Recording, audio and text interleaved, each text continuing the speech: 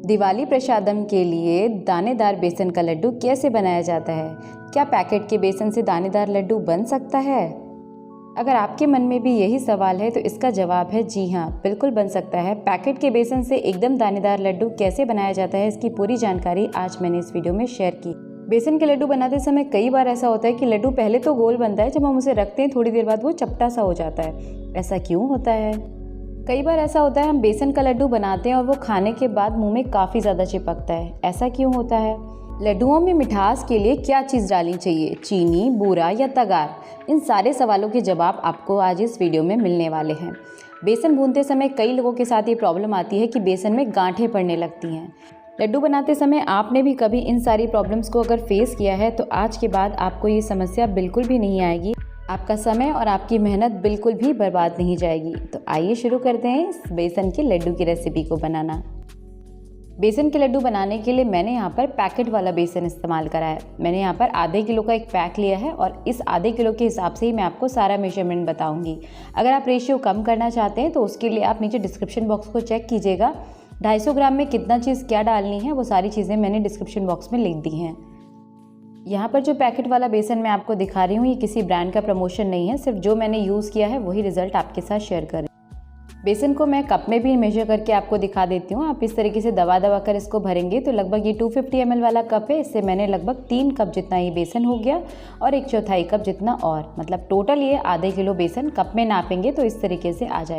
बेसन को नाप करके हम एक साइड में रख देंगे और अब देखते हैं इसके लिए हमें घी कितना चाहिए। नॉर्मली आपने देखा होगा बेसन के लड्डू बनाने में सब यही कहते हैं कि जितना बेसन उतना ही घी। घी का रेशियो बेसन की क्वालिटी पर डिपेंड करता है। अगर बारीक बेसन है तो इक्वल घी कभी भी नहीं लगेगा। अब बात करते हैं तीसरी और इम्पॉर्टेंट चीज़ जो कि है लड्डुओं की मिठास।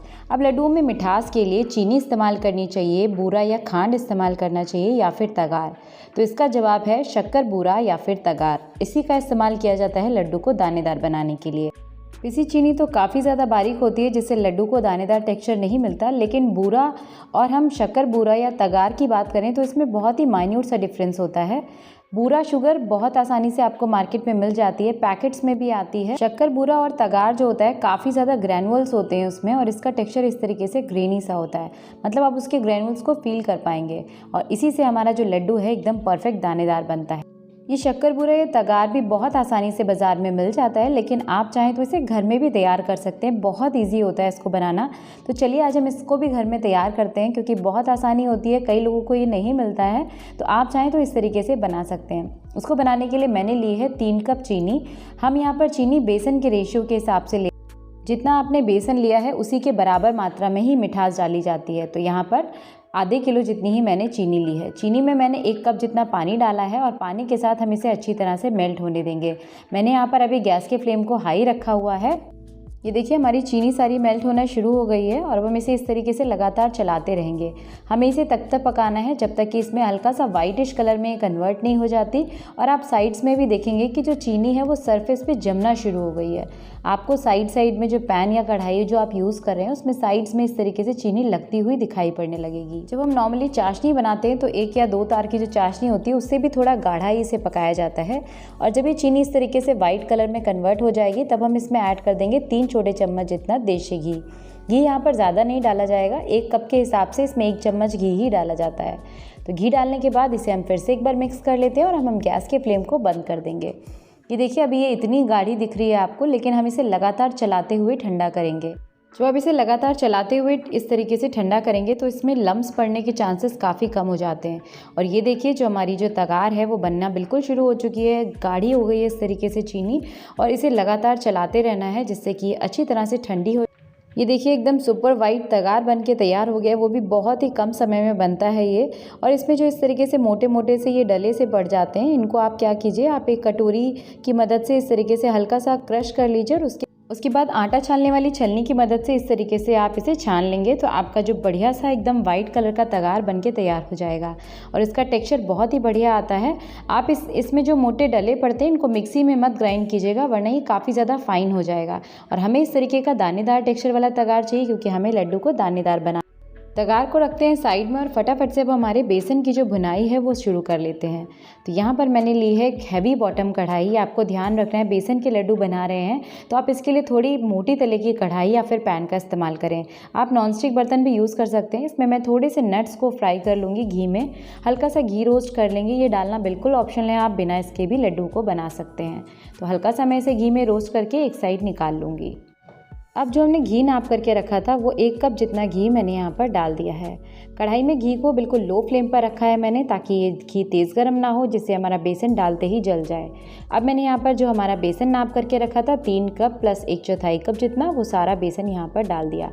यानी टोटल आधे किलो बेसन यहाँ पर जा चुका है। बेसन के साथ पहले हम इस तरीके से घी को मिक्स कर लेंगे। अब बेसन को भूनते समय इसमें गांठें क्यों पड़ जाती हैं? इसका सिंपल सा आंसर यही है कि जब हमने बेसन को इसमें डाला है तो अभी आप देखिए बेसन में गांठें सी नज़र आ रही हैं, क्योंकि इसमें घी की मात्रा कम है। अगर घी की मात्रा कम होगी तो बेसन इस तरीके से ड्राई और गांठों वाला दिखेगा। जैसे जैसे बेसन घी के साथ भुनना शुरू हुआ है, और ये देखिए अभी काफ़ी ड्राई था, तो इसीलिए मैंने यहाँ पर 1/4 कप रखा हुआ जो घी था वो भी यहाँ पर डाल दिया है। और घी डालने के बाद अब इसे हम घी के साथ अच्छी तरह से मिक्स कर लेंगे। और मिक्स करने के बाद आप देखेंगे जितने भी ये लम्स हैं ये बहुत आसानी से फूट जाएंगे और बेसन में एक भी गांठ नहीं रहेगी। बेसन का लड्डू खाते समय दांतों से ना चिपके, इसके लिए आपको बेसन को लो फ्लेम पर लगातार चलाते हुए बहुत अच्छी तरह से भूनना है। लड्डुओं का जो बढ़िया स्वाद होता है वो बेसन की भुनाई पर डिपेंड करता है, तो इसीलिए आपको इसे लो फ्लेम पर भूनना है और लगातार चलाते हुए ही भूनना है, क्योंकि बेसन अगर एक जगह पर ज़्यादा देर पड़ा रहता है तो इससे ये बहुत जल्दी से जलने लगता है, और जिसके कारण जो है हमारा बेसन का लड्डू काफ़ी डार्क रंग का और स्वाद में अच्छा नहीं बनता। लड्डू को बनाने में अगर आपने कोई भी जल्दीबाजी कर दी, यानी तेज़ आंच पर इसे जल्दी जल्दी सेक लिया, तो लड्डुओं में रंग तो आ जाएगा लेकिन उसका कच्चापन नहीं जाएगा। तो इसीलिए आपको इसे लो फ्लेम पर लगातार चलाते हुए भूनना होता है। इसमें भूनते समय बहुत ही अच्छी सी खुशबू आनी शुरू हो जाती है, और साथ ही साथ जैसे जैसे बेसन भूनता जाएगा ये जितना भी घी हमने इसमें डाला था ये सारा रिलीज़ करने लगता है, और इस तरीके से आपको इतना लिक्विडी सा ये हमारा जो बेसन और घी का मिक्सचर है ये दिखने लगता है। आधे किलो बेसन को लो फ्लेम पर लगातार चलाते हुए मैंने भूना है, और इसको भूनने में मुझे लगभग 30 से 35 मिनट का समय लगा है। ये टाइम वेरी कर सकता है और हो सकता है आपको कम टाइम भी लगे। काफ़ी सारे फैक्टर्स पे डिपेंड करता है कि आपने कैसा बर्तन लिया है, कितनी तेज़ आंच रखी है, ये सारी चीज़ों पे डिपेंड करता है। तो ये देखिए हमारा जो बेसन है वो अच्छी तरह से जब भुन जाएगा उसमें बढ़िया से खुशबू आ जाएगी, और उसका रंग कुछ अच्छा सा पार्ले जी बिस्किट के जैसा हो जाता है। उस तरीके का हल्का सा गोल्डनिश ब्राउन सा कलर हो जाता है। बिना लाइट के आपको दिखाती हूँ, ये रंग कुछ इस तरीके से दिखता है। इस तरीके का गोल्डन कलर आपके बेसन पे आ जाएगा। जब ऐसा रंग आ जाए तो आप गैस के फ्लेम को तुरंत बंद कर दीजिए, और उसके बाद इसे लगातार चलाते हुए ठंडा कर लीजिए। आप चाहें तो इसे किसी दूसरी प्लेट में निकाल कर भी ठंडा कर सकते हैं, लेकिन आपको इसे गर्म बर्तन में छोड़ना नहीं है। या तो चलाते हुए ठंडा कीजिए या फिर दूसरे बर्तन में ट्रांसफ़र कर लीजिए। बेसन को हमने लगातार चलाते हुए ठंडा कर लिया है, ये रूम टेम्परेचर पे आ चुका है। अब हम इसमें अपने रोस्ट किए हुए नट्स ऐड कर देंगे। अगर आप डालना चाहें तो डालें, नहीं तो इसे कम्प्लीटली स्किप कर सकते हैं। ये हमारा जो नट्स है इसको हमने मिक्स कर लिया। अब हम इसमें हमारा तैयार किया हुआ 3 कप जितना तगार डाल देंगे, यानी कि ग्राम्स में देखेंगे तो ये बेसन के वज़न के बराबर ही है। तो ये आधा किलो पूरा तगार इसमें हम डाल देंगे। मैं यहाँ पर थोड़ा थोड़ा करके डालूंगी और इसे मिक्स करती जाऊँगी। ऐसा करने से जो बेसन है वो अच्छी तरह से इसमें मिक्स हो जाएगा। अब बात यह आती है कि बेसन के लड्डू चपटे क्यों हो जाते हैं। अगर बेसन और घी का रेशियो सही नहीं है, यानी कि बेसन की भुनाई के समय आपने घी को ज़्यादा क्वांटिटी में डाला है, जिसके कारण ये जो बेसन और मिक्सचर है वो काफ़ी ज़्यादा लिक्विडी रहता है, और उसमें बूरा डालने के बाद भी वो प्रॉपर नहीं बन पाता। इसके कारण आप जब लड्डू बनाते हैं तो काफ़ी गीले और रखने के बाद वो चपटे हो जाते हैं। तो अगर आप इसमें सही रेशियो से काम करेंगे, यानी बेसन और सब चीज़ों को नाप करके यूज़ करेंगे, तो आपका बेसन कभी भी ज़्यादा गीला नहीं और आपके लड्डू बिल्कुल भी चपटे नहीं बनेंगे, एकदम परफेक्ट गोल लड्डू बनके तैयार होगा। और अब आप देखिए बेसन का टेक्सचर कितना बढ़िया हो गया है। ये बूरा शक्कर मिलाने के बाद इसका टेक्सचर एकदम ग्रैनुल्स वाला हो गया है, और इसमें कोई भी एक्स्ट्रा मेहनत भी नहीं लगी आपकी, मतलब अलग से आपको कोई इसमें पानी के छींटे कुछ भी नहीं डालना पड़ा। और ये देखिए कितना बढ़िया टेक्सचर आ गया। इन लड्डू को खाने के बाद कोई ये नहीं कह सकता कि ये बारीक वाले बेसन से बनके तैयार हुए हैं। बिल्कुल वही दानेदार टेक्सचर मिलेगा जो मोटे वाले बेसन से मिलता है। और ये देखिए हम इस तरीके से लड्डू को शेप दे लेंगे। लड्डू सारे एक साइज़ के बने, इसीलिए आप कोई कटोरी या फिर स्पून से इसे मेजर करके इस तरीके से लेंगे तो आपका लड्डू एकदम परफेक्ट साइज़ का बनके तैयार होगा। और इस तरीके से हम बाकी के सारे लड्डुओं को बांध करके रेडी कर लेंगे। इस तरीके से आप बनाकर देखेंगे तो लड्डू का टेक्सचर बहुत ही बढ़िया आएगा, प्रॉपर दानेदार और एकदम माउथ मेल्टिंग लड्डू बनके तैयार होगा। आप भी इस तरीके से एक बार इस रेसिपी को ज़रूर ट्राई कीजिएगा फ्रेंड्स। आई होप आपको आज की रेसिपी पसंद आई। अगर इस वीडियो में दी हुई जानकारी से आपकी कुछ भी मदद हुई हो तो प्लीज़ इस वीडियो को एक लाइक ज़रूर कीजिएगा। वीडियो देखने के लिए आप सभी का बहुत बहुत धन्यवाद। जल्दी मिलती हूँ आपसे एक और नई फेस्टिवल स्पेशल रेसिपी के साथ। Till then bye bye and take care. और आप सभी को दिवाली की बहुत ढेर सारी शुभकामनाएं। Thanks for watching festive food recipes.